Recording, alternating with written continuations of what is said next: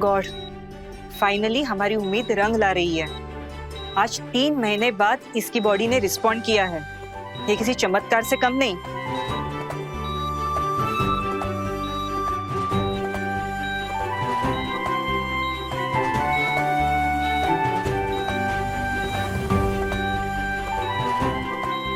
क्या नाम है तुम्हारा? विधि। विधि।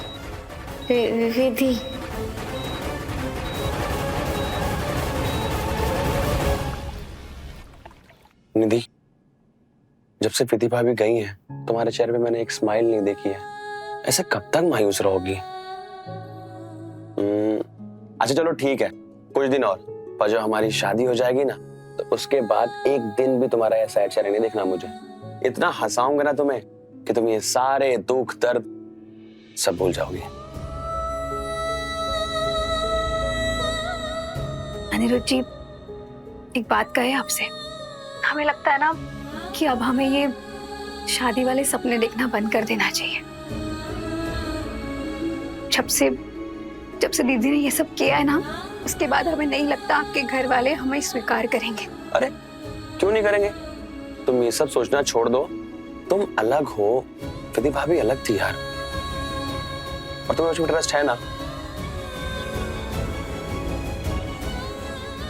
तो बस रिलैक्स रहो और देखना मैं सब कुछ ठीक कर दूंगा। और ज्यादा क्या होगा, घर वाले नहीं मानेंगे ना, तो तुम्हें लेके भाग जाऊंगा मैं।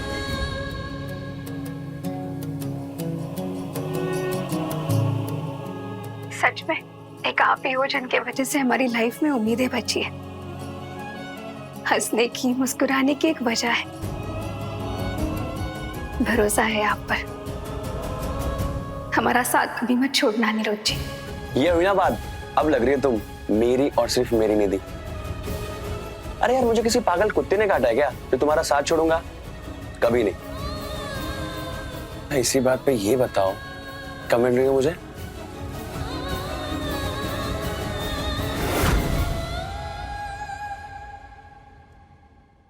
भाग जाऊंगा?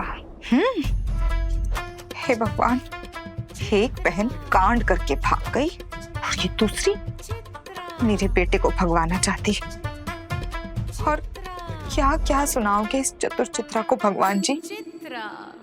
यहाँ मैं विधान के फटे में टांग अड़ाए बैठी थी और मेरा बेटा अपनी ही तकदीर खुद चिंदी बनाने में तुला हुआ है। पंडित जी, आपको 3 महीने पहले बोला था कि विधान के लिए कोई अच्छी और सीधी सादी लड़की दिखाइए। अभी तक आप एक भी रिश्ता लेकर नहीं आए हो। इतना वक्त क्यों लग रहा है? क्या बताऊं बहन जी, मैंने बहुत से यजमानों से विधान बेटा के बारे में बात की, लेकिन जैसे ही लोगों को उनके बारे में पता चलता है, पैर पीछे कर लेते हैं। क्या मतलब? अरे इतना अच्छा लड़का और परिवार कहाँ से मिलेगा? हाँ, आसपास के गरीब और लाचार परिवार मर गए हैं क्या? माफ कीजिएगा बहन जी, पहली पत्नी छोड़कर जा चुकी है और बहुत सी लड़कियां इस रिश्ते को ठुकरा चुकी हैं। ये सब जानने के बाद कोई अपनी बेटी की जिंदगी जोखिम में नहीं डालना चाहता। अब आज्ञा दीजिए।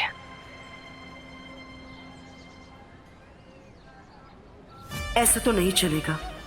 जल्दी जल्दी करके भी 3 महीने बीत गए। अब अगर जल्द लड़की नहीं मिली तो मेरे प्लान का क्या होगा? कैसे जाएगा ये विधान पागल खाने? मुझे जल्द से जल्द किसी को देखना होगा।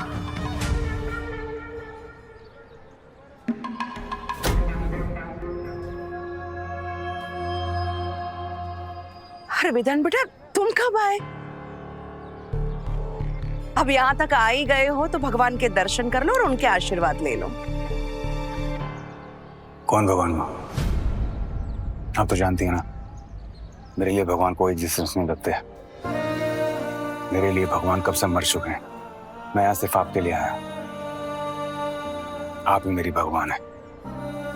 आपसे ऊपर ना कोई था, ना कोई है, ना कोई होगा। और वैसे भी मुझे आपके अलावा किसी और की जरूरत नहीं। चलो चलते हैं।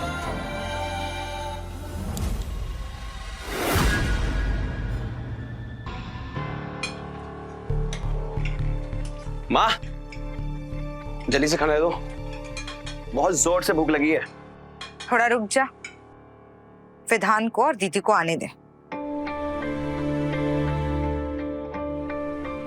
हाँ, लेकिन कहाँ रह गए ये दोनों? खाने का समय हो गया और अभी तक आए नहीं। ये लीजिए, आ गए मौसी और भैया।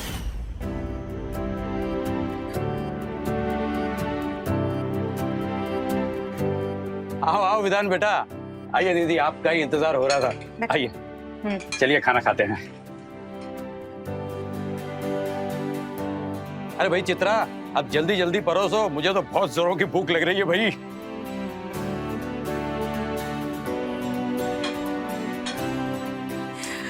अविनाश, तुम्हारे लिए 2-3 रिश्ते आए हैं।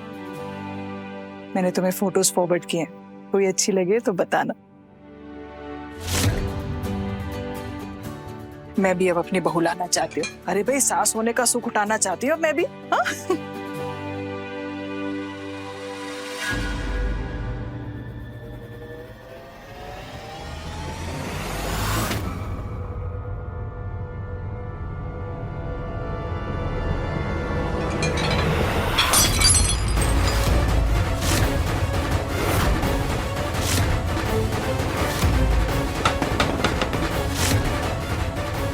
क्या बकवास खाना है ये? इतना नमक। अब इस घर में अच्छा खाना भी नसीब नहीं होगा क्या?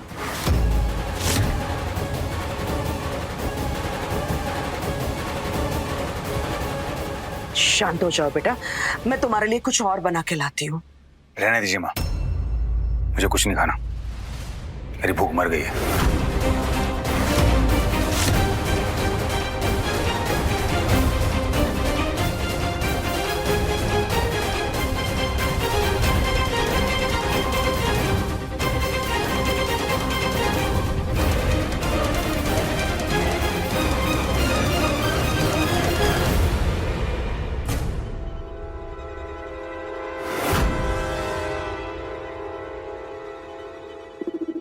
हे भोलेनाथ, इतना तेज भी नहीं है नमक कि इतनी बड़ी आफत आ जाए कि विधान भी ना जरा जरा सी बातों पर राई का पहाड़ बना देता है। हमारा विधान ऐसा कभी नहीं था, और अन्न का अपमान तो उसने आज तक कभी नहीं किया है। लेकिन जब से विधि गई है तब से मानो हर चीज के लिए नाराज हो गया है वो। मानो जिंदगी से ही नाराज है। उसके अंदर का ये जो दुख है ना, वो अब कड़वाहट के रूप में सबके सामने आ रहा है। सनम मेरे हमराज रात 10 बजे तन्वर टीवी पर।